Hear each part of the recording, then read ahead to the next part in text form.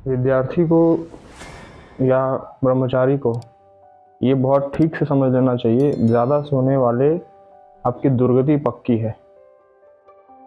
हम कह रहे हैं पिछले जितनी भी आपकी उम्र अब तक है, कई सालों से, 3 सालों से सोते चले आ रहे हो। 8 घंटे 9 घंटे क्या मिला आपको? जीवन में भोगने की वृत्ति बढ़ रही है, आलस बढ़ रहा है, पढ़ने में मन नहीं लगता, आपकी स्मरण शक्ति कमज़ोर हो रही है, बलपूर्वक कमज़ोर हो रहे हो, बुद्धि विवेक नहीं रह गया, अन्य चेष्टाएं गंदे आचरण होने लगे उसकी वजह से अभी भी आप सो रहे हो। मेरी बात मानिए पक्की, जो विद्यार्थी है या जो ब्रह्मचर्य का पालन कर रहा है उसको नींद पर नियंत्रण होना बहुत आवश्यक है, बहुत। विद्यार्थी के जीवन में 4 घंटे से ज़्यादा नींद अगर ले रहा है वो, तो फिर वो बेकार है। फिर आपको अपने ऊपर सोच करने लायक बात है कि मैं ऐसा क्यों कर रहा हूँ। आप खुद अनुभव करोगे।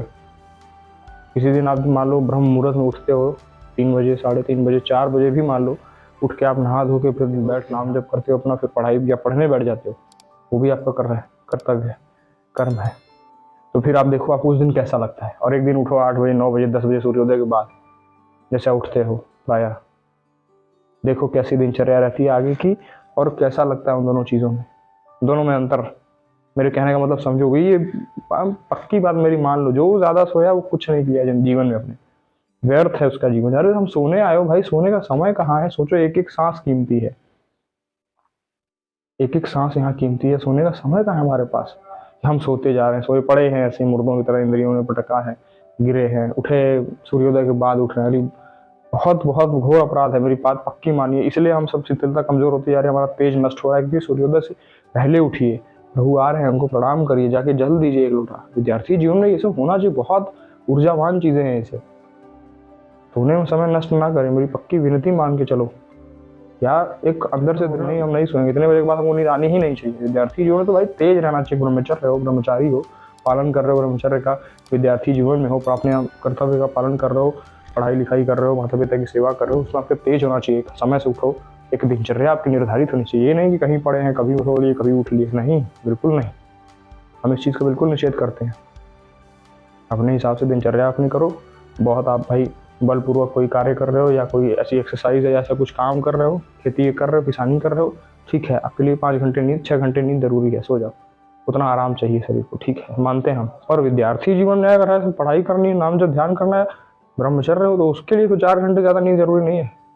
पक्की बात मान लो, जितने महापुरुष हुए 4 घंटे 3 घंटे ज़्यादा कोई सोया नहीं आज तक। सोने में समय नष्ट मत करो, समय एक एक सांस कीमती है।